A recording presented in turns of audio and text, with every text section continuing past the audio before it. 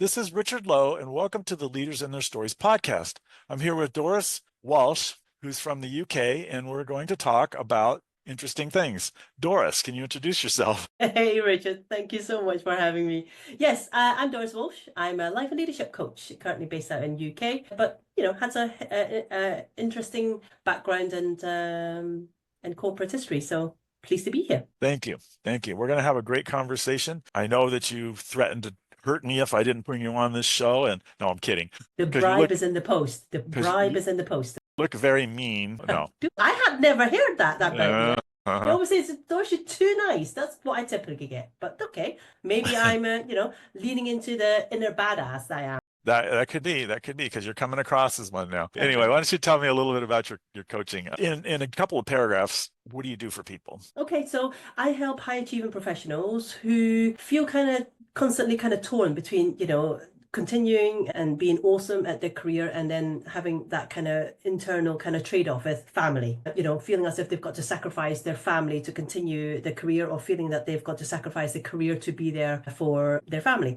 So that's kind of what I help people kind of delve into to see what truly matters to them, right? And help them redefine what true success looks like for them during their current position in life, where they are in terms of career and their families, versus what maybe, all the baggage that they've carried up until that point when they come and see me. Interesting. And of course, I've never had any baggage.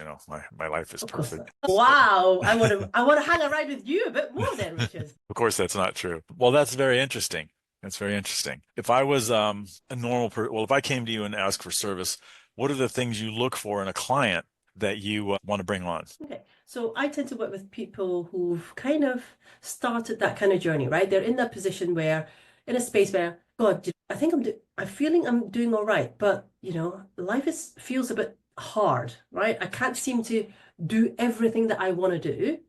I think I need to be a bit more productive, a bit more efficient. I've downloaded the app, I've read the books, right? Why am I still not there yet, right? So they've started looking inside and say, hey, is this really what life is all about?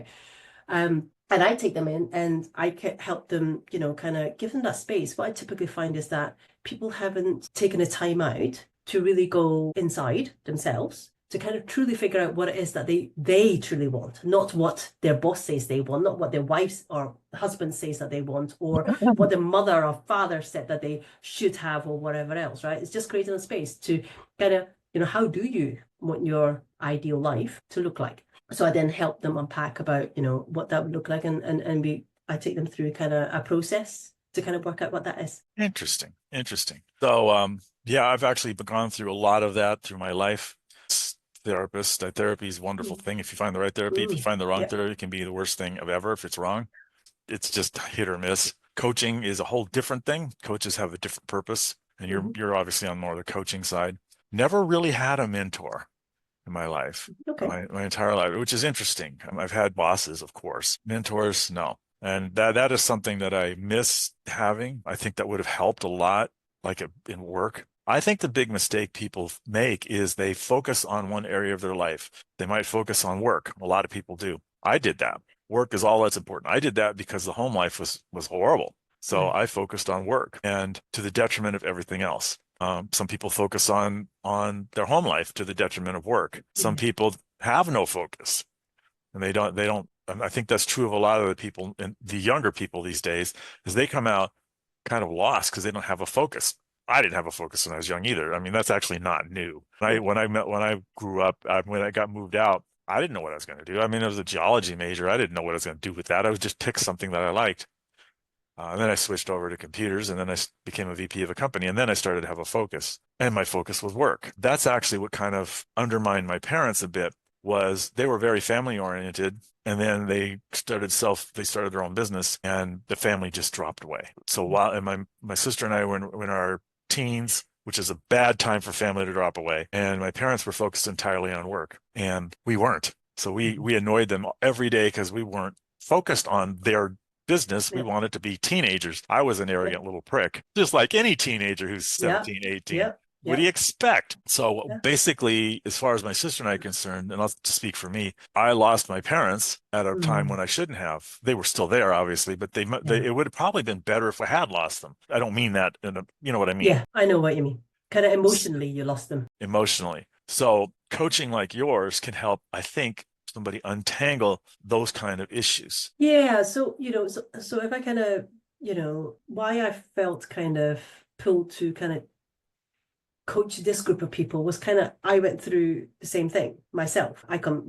Chinese, right? So, anything, all the stereotypes that you have about, Chinese families, it's all true. But I was kind of taught to excel, right? And 100%, right? That's what's important, right? And you have to work. Like you, my parents have always had their own, most of the time have had their own business, but it's a Chinese restaurant. So the family all came in, right? So we were never without the family, but we were there working side by side, right? And that causes tension in itself, right? Being there literally 24/7 with your mom and dad. But it also kind of bonded. We didn't have mom and dad who were separate from us, right? We were there with them the entire time, right? And for me, it was the whole, I didn't know, like you, how does, some 18-year-old or 21-year-old, and I know some people who are very driven. I was the same like you. I had no idea what it was that I wanted to be when I grew up. Even 3 years ago, I didn't know. I always said, I'll do this. I have no idea what it is, but as long as I'm going to have fun doing it, I'll do it, right? And only now, I've just turned 50, do I know what it is that I want to be when I grow up, right? And this is who I want to be when I'm growing up. I'm doing what it is that I'm meant to be doing. But it's come through that. So, but all the way through it, you kind of like, yeah, and that comes to kind of success, right? What does success mean to you as a 21-year-old or, straight out of college, you go into the corporate space or whatever? Most typically, the big fat paycheck, right? Let me get that paycheck. Let me buy my first apartment or whatever else, right? I want to travel the world. It's all got to do with external, right? It's the money, right? I want to do this. I want to get that promotion. I want to have that medal or whatever else. And that's great, right? You have the motivation and you go. And then, natural progression of life, you might meet, the love of your life or whatever else, right? And you are two single people, dual income. Life is awesome, right? I had that, right? I said, Paris this weekend, honey. New York next month. Shall we do that, right? And you had that all, that freedom financially and whatever else, right? No real, responsibilities, right? And before you know it, you're married and you've got 2 kids, and you're like, whoa, what the hell, right? I think I kind of signed up for it, but not really, right? And especially if you've had a career, right, for a long period of time where you felt so in control of what it is that you're doing, right? Because my life, I could fit in a spreadsheet, which is, I was also a spreadsheet. I could make it whichever way I wanted it to be, right? To spit out the numbers that I wanted, right? And it was okay. Life was easy. Throw in another screaming child, right, who can't be fit in a frigging spreadsheet. You're sitting there like, and then, obviously the hormones or whatever else, right? But for me, I was like, I still want this career, right? I've worked so damn hard at it and I really quite enjoy it, right? Because I like the people talking to different people, talking to a baby was, for me personally, was kind of boring, which, when I had kids back then, that was like, God, it was never said, but you're a bad parent, right? Because you don't want to spend your whole entire day for the rest of your life now just with this baby. I'm like, yeah, whoa, dude, this baby can't talk. It's not giving me any mental stimulation apart from mind fog, right? I haven't slept for the last 4 days, right? Because this freaking child won't shut up, right? But I need some external stimulation with adults, right? To get my brain cells running. So I chose to go back to full-time work, right? I know a lot of people when I had my kids, they went part-time. Whatever works for you, right? But what I didn't do was, what does my life look like now with a child? I just thought, okay, Doris is on this career trajectory. There is just another to-do thing, which is called a baby, right? I still want to be on this career trajectory, right? Whatever that profile looked like for me. And I never reassessed it. But what I didn't realize was I've got a full-time job, I'm doing a 60, 70 hours a week, depending on what it was. And I've got a baby. I've got a child. I just had to do it all, right? Because no one ever told me that you can't not do it all, if you know what I mean, right? It's all these expectations. So I did. And then second baby comes along and, and at some point you're kind of like, wow, I'm still having fun, but probably not as much fun as I thought I was going to have. So what is missing? And there was this consistent thing that came up. It's like, there's something missing. I didn't know what it was. And then that wasn't until, circumstances, environments, and, whatever change happens, looks like for you, that I just took some time out and said, like, what's going on here now? I want to do something different now. This doesn't look good for me. And this is where I took some time out and say, hey, what is it that I truly want? Because I never reassessed that. I've actually never asked myself that until about 3 years ago when I took that time out. Interesting, interesting. I had a maybe roughly equivalent path. Not, I didn't have children, of course. Men can't do that. Surprise! And I had a stepson. I was married for 12 and a half years. She passed away 18 years ago. And then I decided, okay, she was sick for 8.5 months. I mean, 8.5 years. She had lung disease, all kinds of other things. I thought, that is no way to live. And I had to support her. And she basically got to the point where I had to help her get to the bathroom and stuff like that. And that's no way to live. And I had a full-time job and a church life and all kinds of other things. So I decided, okay, it's time to live. So for the next 8 years, after I started photographing, because I also that helped me with the grief and it helped me with the shyness. I was super, super shy, and her dying even caved me in more, so I was even more shy. So I started photographing. First started with national parks because it was fun, and I hadn't visited them. It was pretty safe as far as people were concerned. Went to all the national parks in the Southwest U.S., all of them. Wow. Several, and Joshua Tree 50 times, got lost, all kinds of adventures, fell on a cactus, went all the way through my foot, fell down a cliff, the whole fun. It was all fun in hindsight. In hindsight, yes. And then ran into Renaissance fairs and photographed those, became part of the Renaissance Fair family. They're kind of like a circus group, but they're Renaissance fairs. Renaissance era people dress up and reenact stuff. Photographed them. They loved it because I gave them photographs for free. And then one day I sat down I was photographing belly dancers and at the Renaissance Fair, and then one of them approaches me. Her name is Marjani. She, at the time, for me, she was scary. She had tattoos, oh my God, that she did herself on her arms, big demons and stuff. And she had piercings all over the place. And scared, she laughs at this story now, scared the heck out of me. She comes up to me. I'm in the back row with my telephoto lens, and she says, Richard, we love your pictures. We love you. All of us do. We want to, first of all, we want to invite you to be part of our troupe, just, the belly dance group. So you're now the official photographer, whether you like it or not. And she put her arm around me, and I'm like, who is this woman? And she made me real comfortable. And then she said, now you have the middle seat at every fair. So you sit there in the front row center, take all the pictures you want. You want to come backstage, do that. And I'm going to introduce you to every single belly dance group that I can get you to. Before you knew it, after 8 years, I had photographed 1,200 dance shows, 300 Renaissance fairs, and every single year, as a thank you, probably 100 to 200 belly dancers came and threw me a birthday party. All I had to do was rent out a place for them to do it.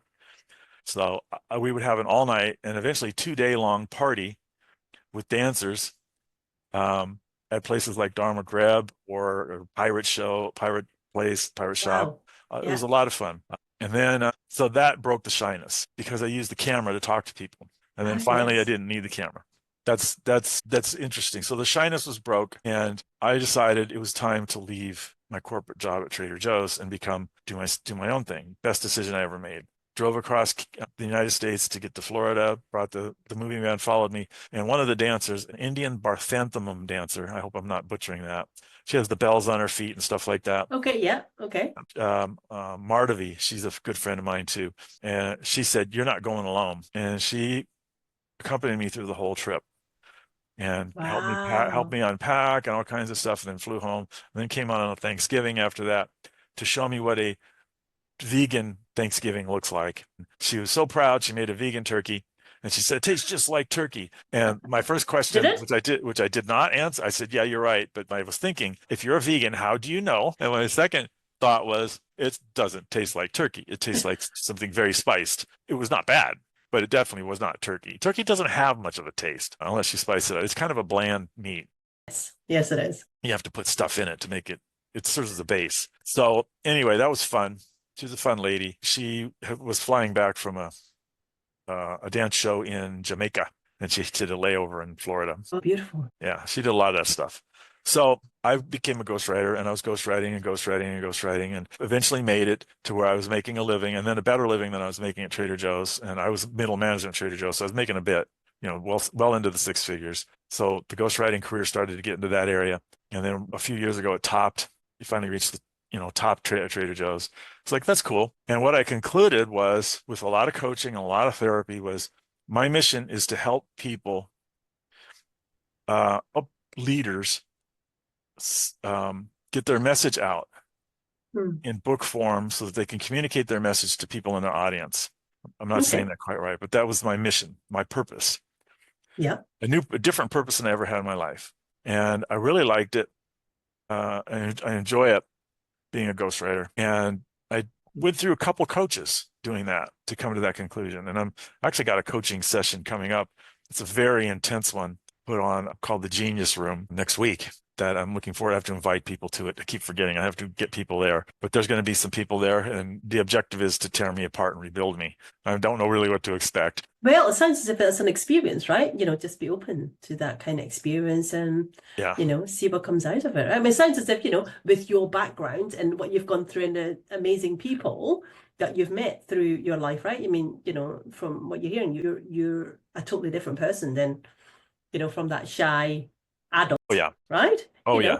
And you've got this huge, journey, right? And experiences, right? So, to me, having fallen, sat on cactuses, been in wildfires, survived hurricanes and tornadoes, this whole breaking you apart and putting you back together sounds like a piece of cake for you, really. It's 2 hours long. What's the worst that can happen? That usually is the sign of doom coming. What's the worst that could happen? Well, glad you asked. That's not a question. It's like when you're in a hospital, you never say, "Oh, it's a No, quiet day." Man, no, they hate you when you do that yeah, because you just yeah. queered the whole day. Said that to a cop once. Are you having a quiet day? And he said, "I hate you." And don't ever do that. Yeah, unless you want to really upset them. One thing I've learned is getting older is it's funny, I'm doing a lot of talking, but that's okay. You can break in anytime. Is don't take things so seriously. A lot of the problems that we have are first world problems. Yep. I live in a nice place. I got, a nice car. I got nice stuff. My health is good. I'm doing pretty well. So, cell phone doesn't work. I mean, just as a hypothetical, that's a first world Yep. problem. You do not need a cell phone to live. I went most of my life without cell phones because we didn't have them. True. Today, apparently, they've become critical to people that, you really don't need one when you think about it. Other things that happen, the washing machine breaks. That's a first world problem. Just get it fixed. Yeah. And you have an argument with your spouse, apologize. Figure out what you did wrong and apologize, or have a discussion or whatever. But do you think, Richard, right, that your viewpoint, what changed for you to have that feeling, aside from the financial and the comfortableness, that you have, but what's really changed your thinking about it? Why did you not think like that, 20 years ago or 30 years ago? I was more self-centered, more isolated to where it's just been a long and windy, twisty road. What is it, the song? A long and windy road. I think it's a Beatles Yes. song. Yeah. Earlier in life, there's a line from a game. You're stuck in a maze of twisty passages all alike. That's from Zork. It's one of the original games. It's a text game from the 70s, and I played it in the 80s. It's you do commands like go south, go north, and they're text commands. There's no graphics at all. Thanks. Okay. You're in a maze of twisty little passages all alike, and that's what I kind of felt like life was.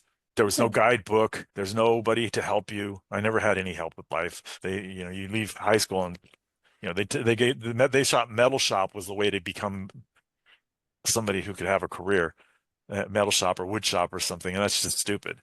What do you need when you get out of high school? Well, okay, I need to know how to balance a checkbook.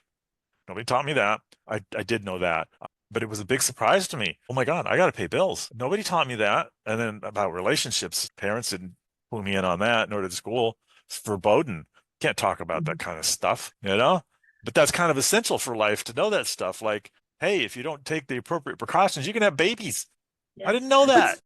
Yeah, so they do have sex ed now at school. But the thing, the life skills, even now, my kids are 12 and 10 and a half, right? They don't teach them really the life skills. The thing about, compounding interest or paying bills. Right. Interesting. Never learned that until now. No clue. Didn't even know that there was an issue until a few years ago. Oh wait, what's this investment thing? Because I was too focused on my own life and my own. Yeah. That probably was the problem. Is I was focused on specific areas, and I just started to loosen up.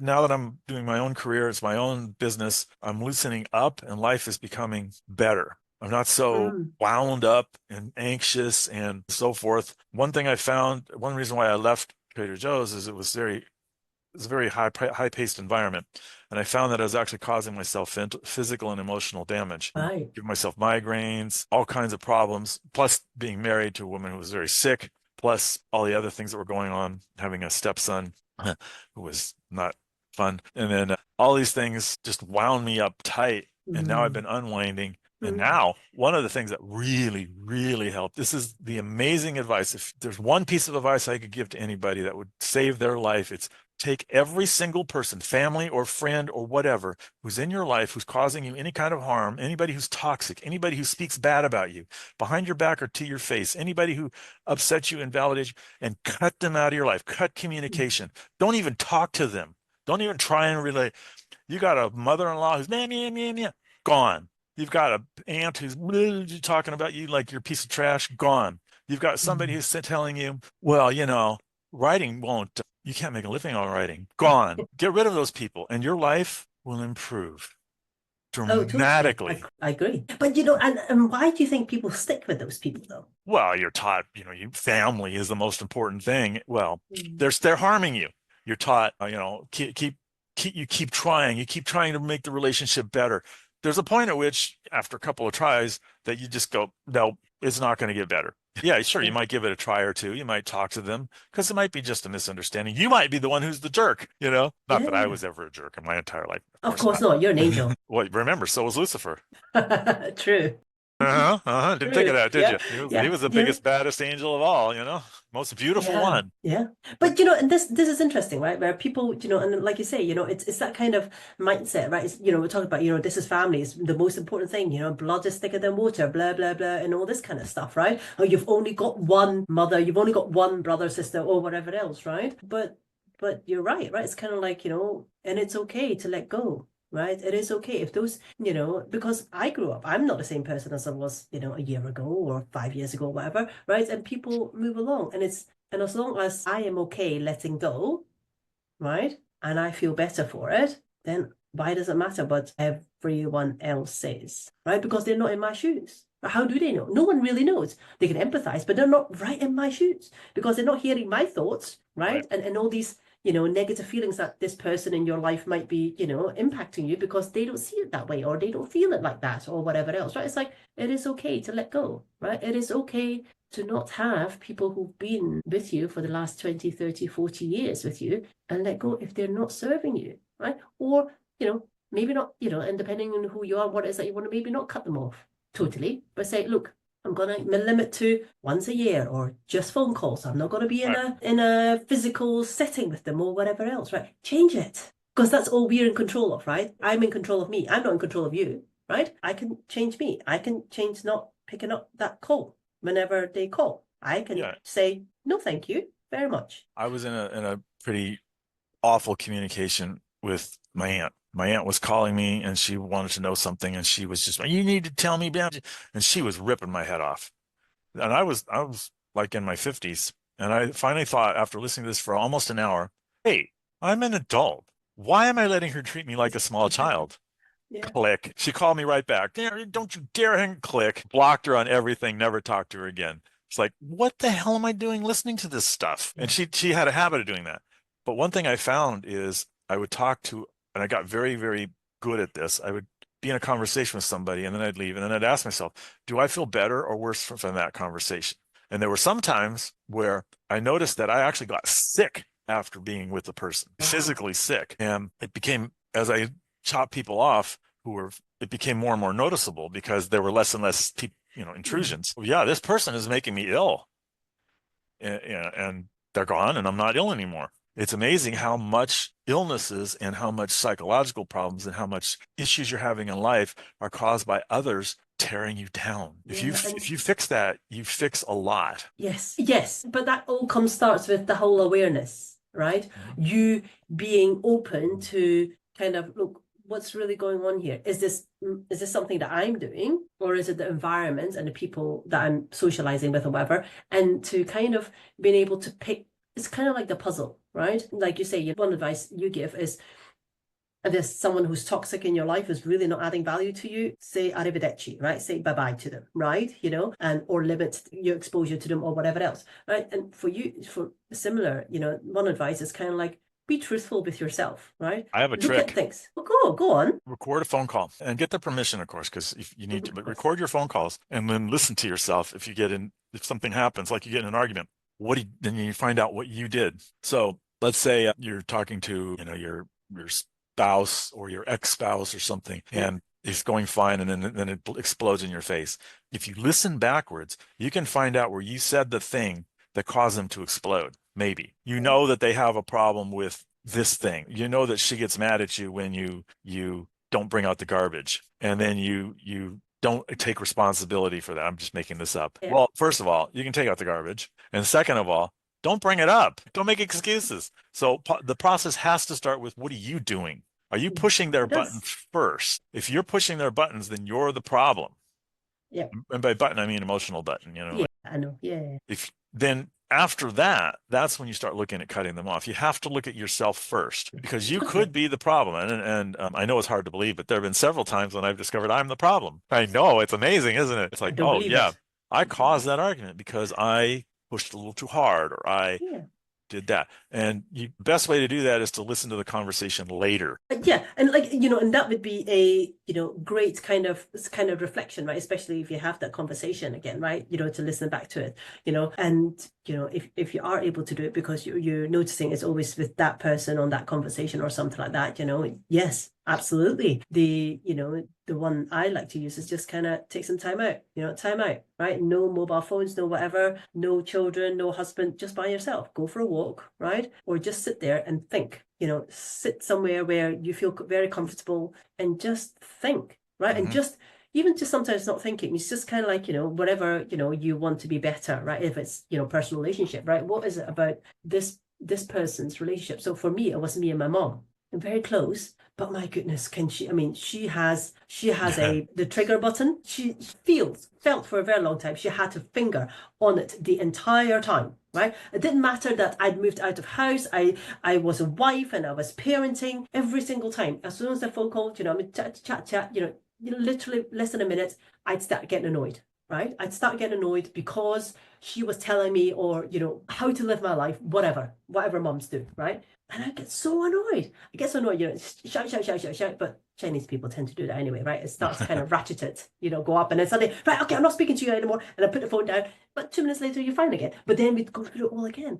And it wasn't until, recently when I just sat there, I was like, well, this is not really working. She isn't a toxic person. She's just, I was like, but this is me. Right? I'm allowing myself, I have full ownership of my emotions and my reactions, right? Yep. So why am I allowing her to? So I looked at my relationships like, well, how can I change this? Because I love my mom. I don't want to cut her out of my life, right? And she's got the good intentions. But I was like, what is that about me? So that was that journey to, pick up, oh, okay, because my mom says that a Chinese girl should be like this and act like this and do this, blah, and the things about money is important about this, and it's more important, is happiness more important than money more important? Apparently money is more important than happiness, right? So I'm sat there, I'm like, no, I'm not allowing her to. So I just allowed her to have her say without reacting, because I sat there, it's like, I'm an adult, like you say, I'm an adult.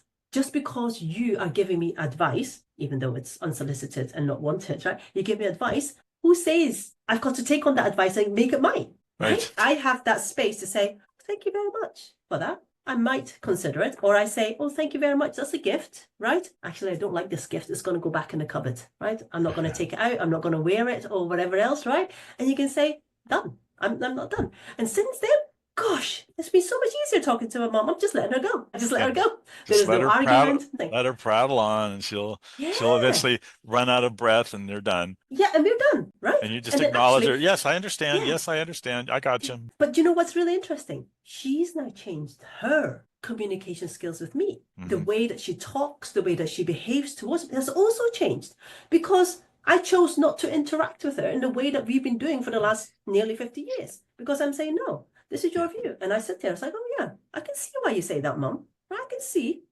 yes, yeah, it's no wonder that you feel like that. I'm not there to convince her anymore or whatever else. I'm just like, yeah, okay, but I'm not fighting her anymore. So she's like, oh, okay, we don't have to fight when we talk, right?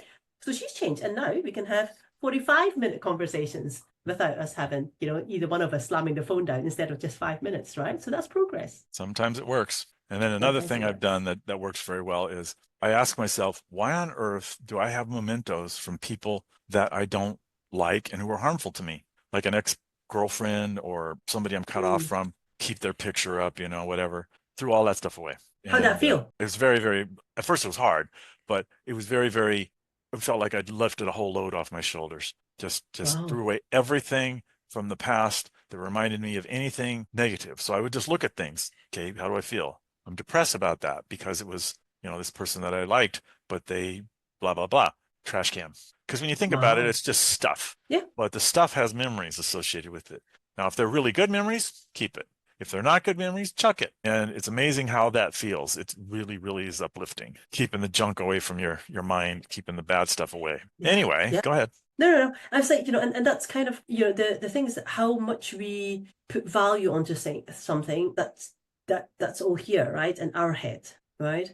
And it's totally within our own power to not put as much value on that same thing again, right?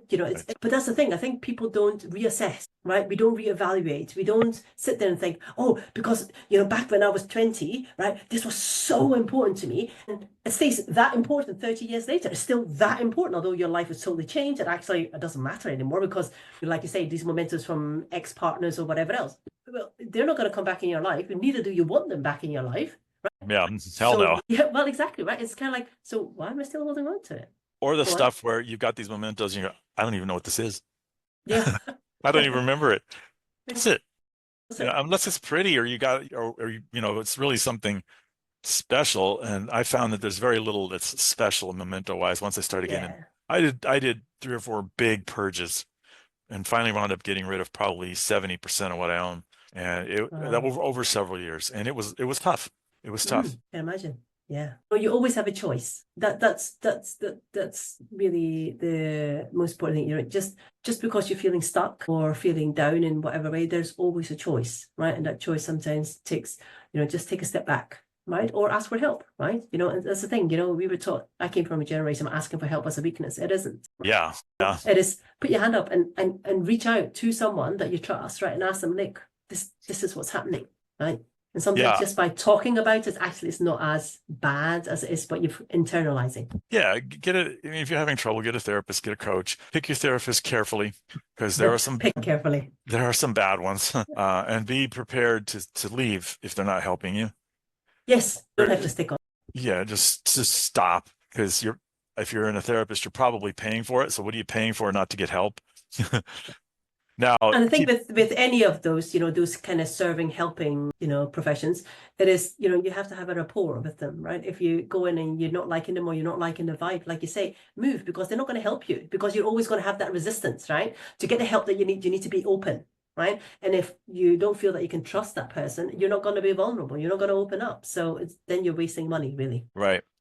So, yeah, well, thank you for coming. This has been the Leaders and Their Stories podcast. How can people get hold of you? I'm mostly on LinkedIn. So look me up on LinkedIn using my name, Doris Walsh. Connect with me. And if you're fancy a chat, just drop me a DM. Happy to chat always and see how I can help you. All right. Well, this has been the Leaders and Their Stories podcast. Thank you for coming. I'm Richard Lowe, the writing king and ghostwriting guru. And it's been nice having you. And thanks for coming. Thank you.